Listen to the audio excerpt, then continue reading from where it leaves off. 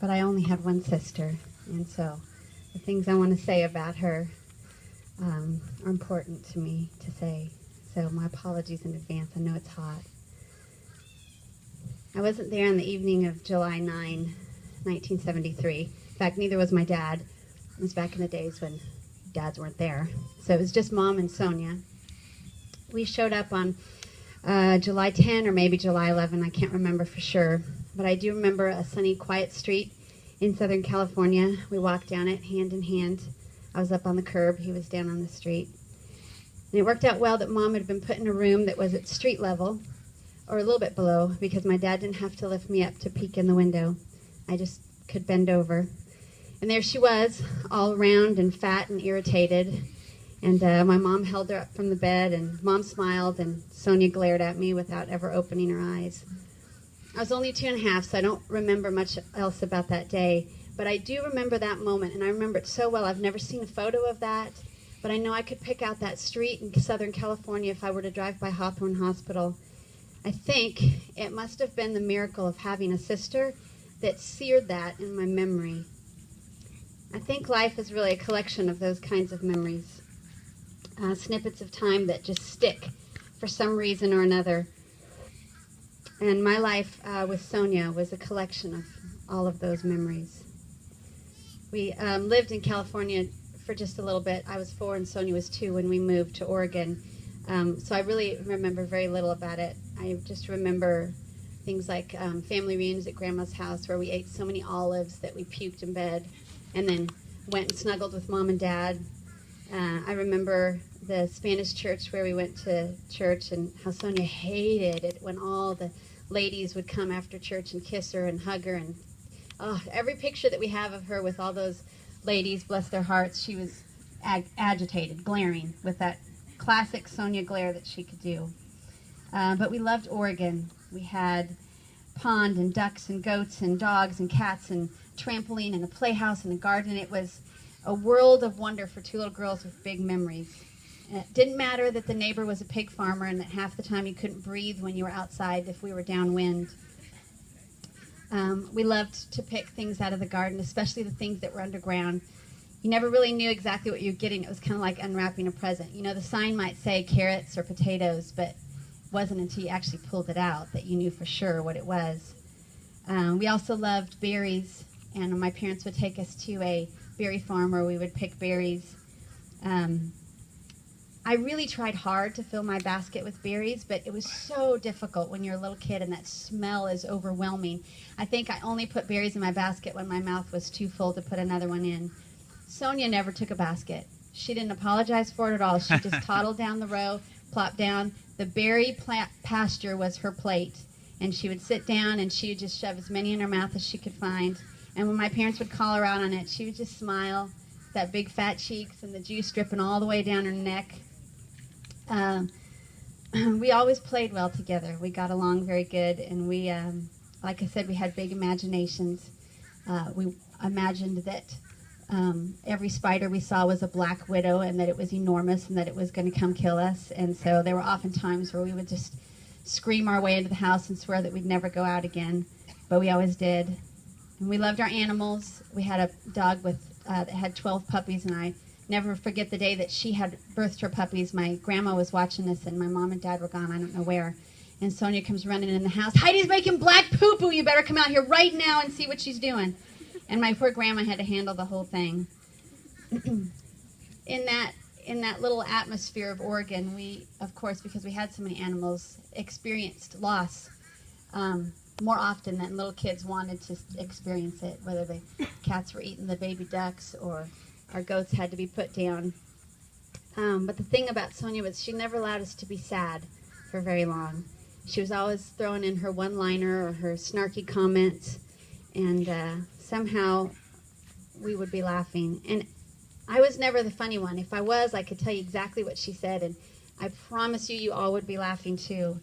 I was instead the one that was drooling on the floor and unable to breathe and contain body fluids because she just always knew exactly how to say the right thing to make me laugh. And she was smart, smarter than any of us were. There was one time when we went out into the field. We had about 30 kids from church over, and she decided wisely not to go with us. And of course, clumsy me, I stepped on a hornet's nest, and we all got stung. And she was very worried, of course, because I think I had like 40 bites on me. The pastor's son also got stung badly, but she wasn't that worried about him because she said he was being a crybaby, and she just didn't have any tolerance for that. We went to Mexico one trip, and that was a real challenge for my mom, that trip. She wanted us to really experience Mexico, visit our cousins, play with them, you know, buy food from the street vendors. But Mexico's not that clean. And if you know my mom, she's a clean freak, and she really worried about stuff. So it was one time we were watching a parade come through, and Sonja and I were sitting on the curb because, you know, kids get tired of standing, and my mom turned around and was horrified because we were sucking on popsicle sticks that we'd picked up off the ground. You know, they still tasted kind of good, and we just imagined that there was popsicles on them. And I wish I'd had a picture of my mom's face, because I know that in her mind she was thinking encephalitis and all the other kind of diseases, hepatitis, whatever, and it was just all right there on her face. We had to cut the trip short because Sonja's mosquito bites, she was a mosquito magnet, got infected, and we went to Grandma's house, which was really clean. I think for the most part my parents had a really easy time raising us. I was relatively compliant, just wanted to read books and you know, not make people upset. Sonja was a little more difficult. I will say she was the difficult one. She was very stubborn. She would literally, I mean, that's not just a figure of speech, dig her heels in if she didn't want to do something. She was a contrarian. She only moved when she was ready, not before, and certainly not because you wanted her to. And she would outsmart any lazy-minded adult who seemed to think that she was just like a regular kid. She never talked early. She was a late talker. But once she did, she had already mastered the art of words, and she could get people to move in the direction she wanted them whenever she wanted them to. And she could always get me to laugh. And I think there were times when I would get so angry with her, and I couldn't be mad because she was making me laugh at the same time. And I remember one time I was like, just let me be mad, please. The only thing I could ever get her with was the I'm older thing. I remember one time it was her birthday. She just turned 6, and I'm 2.5 years older. So I was like, you know, 6 is really nice, but wait till you get to 7. It's so much better. And I just said that the previous year on her previous birthday, so she just looked at me. That was how she responded to anything that I tried to do. She would just look at me. She was a master of words and their judicious use.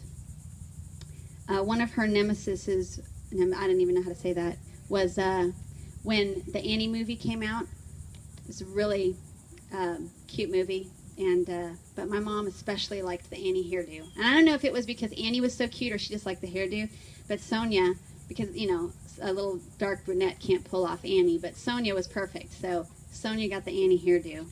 She hated it. Every school picture, she would just be like this, you know, and Mom just thought it was really cute, but Sonja hated the Annie hairdo, and those are her least favorite pictures from the family photo. When we moved to Oregon, we lived for a little while in a rural area, and then we moved to a small city, Woodburn, Oregon. We went to a little school there, and it was an interesting thing for us because we would walk across the fields where there was apples, and that was the fun part. But then we had to walk down this really sketchy street to get to school. One of the Russian immigrants that lived in the area would kill chickens for lunch. All the kids thought that was like really fun to go up there, but Sonja and I were just horrified by it. So we were real scared walking by his house every day. But we did that for a few years, and we liked it. There was just a couple of issues with the school that caused my mom to pull us out midway through our elementary school years, and we went to a different school in another rural town where gardening was one of the classes. But the big issue was the lady that took us in the car, her little boy had lice, and he sat next to Sonja, and Sonja got lice. And if you ever saw Sonja's hair, I mean, she had like Disney princess hair, you know, and it was thick. And my mom was horrified because she didn't want to cut her hair, and so she had to pick all that lice out. And anyway, that was one of the memories from that time. One of my favorite memories was when we'd spend summers in Oregon at camp meeting. It was like a big party for 2 weeks, and my parents would take their vacation, and we would go, and there's two girls, the daughters of a surfing buddy of my dad's, the Slusser girls, and that was when the party really started, was when the Slusser girls showed up. And the oldest was, they were both blonde, you know, the long hair, and every boy at camp meeting thought they were the ticket. And the youngest one, though, was a lot of trouble. And we never got in trouble until Christy Slusser showed up. But she and Sonja were like two of a kind. They would make fake dog droppings and put them like on major pathways when people would walk by. They'd stand where the cars are coming and pretend people are running over their feet. They'd sneak up on couples kissing in the woods, and just trouble. I remember one time, and I still don't remember how they got me. We were in this little cabin, and they had me stuck, hanging by my fingertips, and I couldn't drop to the ground. And so I ended up scraping the whole side of my arm, and I had to go to the clinic and get chunks of wood pulled out of my arms.